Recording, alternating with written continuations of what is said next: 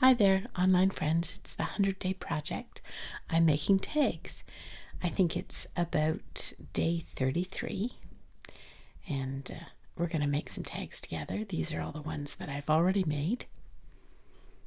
I start with just a cardstock base, and I do some embossing, and I have some fussy cuts and some pretty paper that I add. This one has mulberry paper.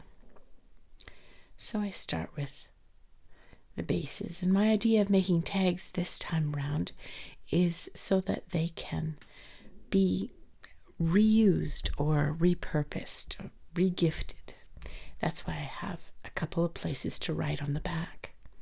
And you can just write on one of them and tear it off. And the person that you send it to can write on the second spot and then send it on to somebody else. Or use it. Keep it. Doesn't matter. So the tag base, I need to do it through an embosser twice because it's a bit long. So first time through one of them, one side, and then I reposition it in the embossing folder so the part that hasn't been embossed can be embossed. And it doesn't always turn out perfectly, but it's okay. It's enough because of the mulberry paper over top with the embellishment. There we go. I start with that base that's been embossed and putting on the topper. Now I'm making tags that I'm calling cheerful tags. And the idea is to cheer each other up. And they each have a saying or a few words on there that the purpose is to be cheerful or encouraging or, to tell somebody that you think they're pretty awesome. I like rounded corners, and sometimes it works well when you add a hard surface along with a softer part. So that's why I was putting in the extra piece of paper. Not always successful, but that's why I trimmed it a bit with the scissor. Now I did print this out as one big piece, but I found I like putting the pieces together. I think they look better. This cheerful tag is your work of art. I'm using art glitter glue. I've decanted it into this small bottle. And I watched a really cool video. I can't remember who it was that demonstrated. But to get the art glitter glue in the tiny bottle, they recommended using a syringe, like a child's medicine syringe, to put it into the small opening, and that has worked the best for me. And I don't have to worry about a pin in this. Usually I had to have a pin so that the art glitter glue didn't dry up, and this one just has like a little rubber stopper top, and I haven't had any problem with the nozzle becoming clogged. Now, I don't like the way the glue shows through the mulberry paper, and that's why I've chosen to add these little purple hearts. It works really well. I leave the layers loose because, when I send some of these tags, I originally started making them for my mom, and she lives in Canada, about 800 miles away from me, and I wanted her to have a greeting from me that intrigued her tactilely. She has dementia, so I'm not sure how much she can still read and understand, but I noticed that when I'm doing a video call with her, she likes to pick things up and manipulate them. So the tags that I started sending her had parts and had different textures, whether it was velvet ribbon or crinkly tissue paper or tracing paper. So that's why all the parts are, I started designing tags with parts that moved. The brads hold the 3 different pieces of paper, notes,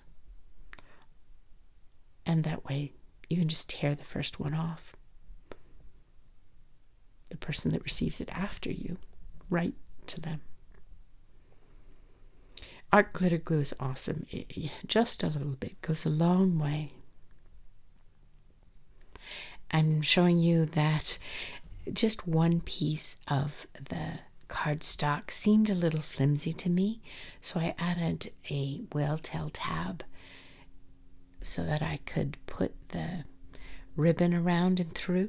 It adds some weight to the top. I have this idea from my mom anyhow that I'll send her a way to hang them up. So I want them to be sturdy, the different loops through the top of the tags. And so I position it just so. And it can't be too long to go in the envelope that I have for it. So I'm showing you the actual envelope it has to fit in. And I want to keep the tags thin enough and light enough so that it goes with just a regular stamp. Sending packages to Canada, it's cost me more than what was worth in the actual package. So it's a little distressing when you want to send something often. So there we go, hanging on the little taggy thing. And again, originally I had put a knot in it, but to fit it into the envelope, it was a little too bumpy, and I was afraid it has to be less than 1/4 inch to go with a standard stamp. So I've come up with this idea of just very, very slightly knotting the ribbon so that it's as flat as possible. And I colored my staples purple so they wouldn't show. I wanted to make sure that the knot was compressed as much as possible. And when I did it on the original tag, I didn't like the staple, how it looked. That's why I put another heart over it. Even though it was purple. I don't know, something about it just wasn't fancy enough for me, I guess. For this one anyhow, this tag. I can imagine a more contemporary style tag. This is more Victorian or coquette or whatever. And the clothespin is to make sure that the heart stays on and dries on there. Now we're going to do the second one, the second tag. And this one is going to go to a special person. I'm so thankful for their encouraging heart. Whenever my husband travels, this person, she texts me both morning and night just to check in with me. So I made one to go to her and one to go to somebody else. And this is tracing paper that I used. I made from gelatos, and it has an iridescence. I'm just using this template for the corners. And the tracing paper adds this really nice crunchy part. I'm going to put a 2-minute video at the end of this video of me how I made them, and I'll leave the sound for that so you can hear how crunchy it is. And again, I created the actual design and printed it out on our printer, and I created it as an actual, like a sticker. You could use it as a sticker. But I liked putting together the parts on the paper. And I wanted that texture and that sound. So I only attached it at the top. I didn't really glue it down other than right there at the space where I can put the ribbon through. And that's velvet ribbon. So you have two different kinds of textures. You have the smooth and crunchy tracing paper, and you have the velvet ribbon, which is soft, and you have the embossed cardstock. So trying to put all the elements together so that it has a full experience.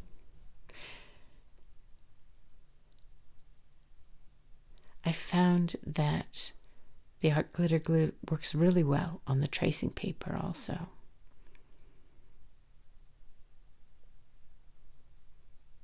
And positioning these corner pieces.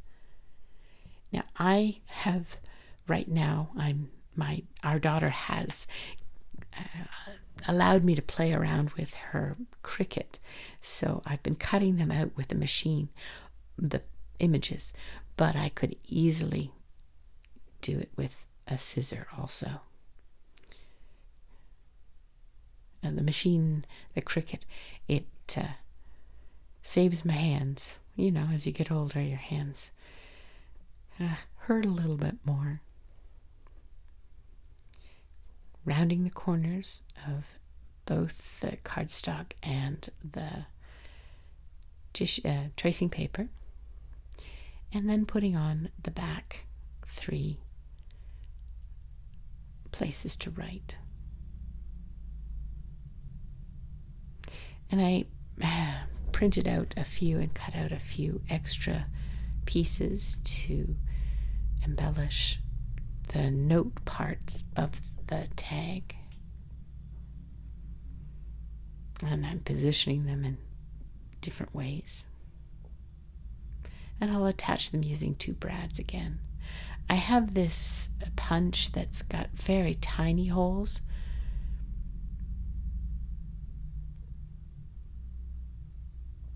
And the brads fit in perfectly. They're small brads, not the big ones. Again, the punch is my daughter's. She loves crafting too, but because of her profession, she works so much. A lot of her things have come to live at our house, and I appreciate them greatly.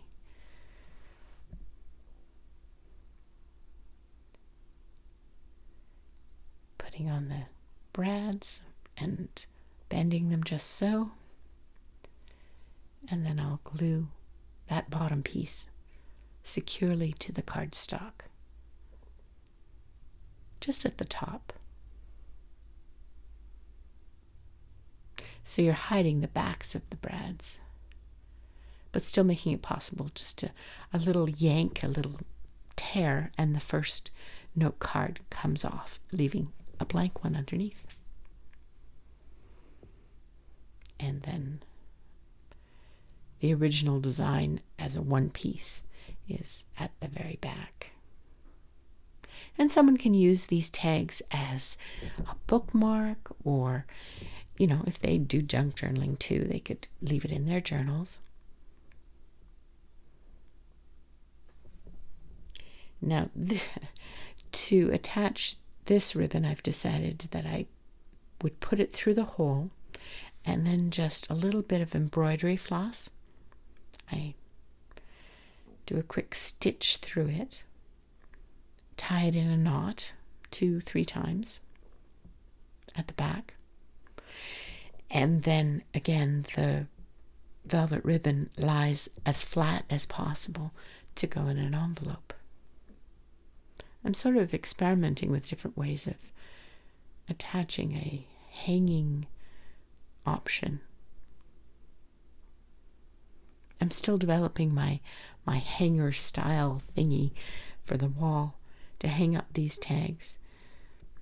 I'll have to show it once it's completed so that you understand where I'm going with this.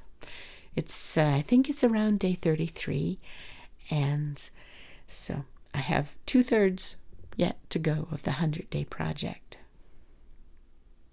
A lot of artists, they choose something to do, whether it's mark making or whether it's making something specific or whether it's doodling or a lot of different things.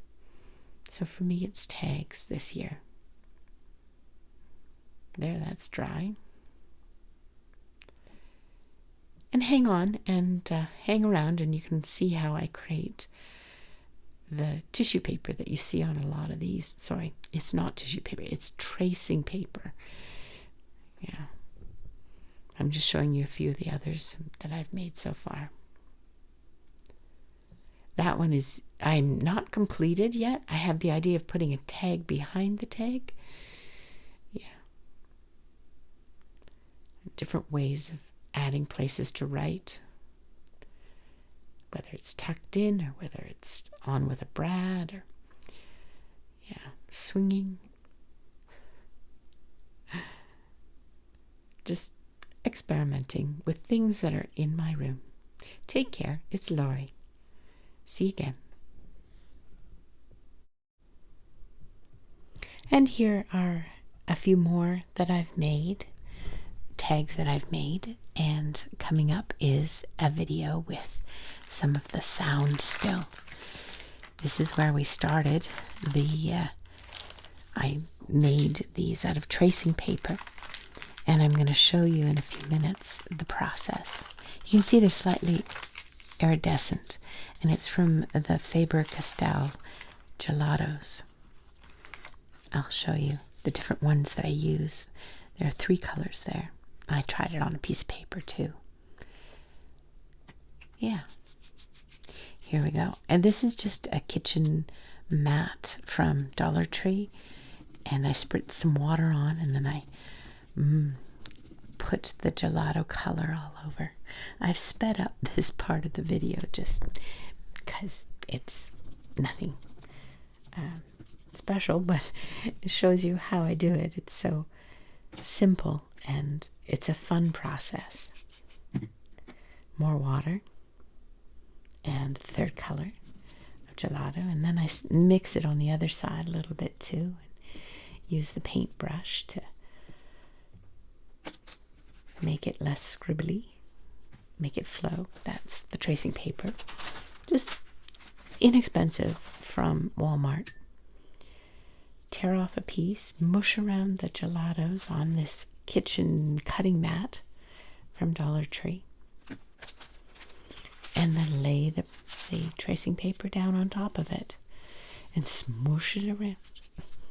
And tracing paper, as soon as it gets wet, it starts to curl. So how I handle that is just grabbing the paintbrush and putting more paint from the edges to use up all the paint onto the tracing paper. And it's just using it up. I've done this in other colors. I've done it with watercolor before. So it's a technique.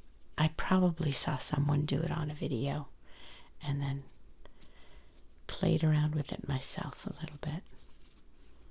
And that's how the tracing paper that you see on the tags, where they come from. Anyhow, it's my 100-day project making tags. Here are some of the tags that I've made already. Take care. See you again soon. Bye now.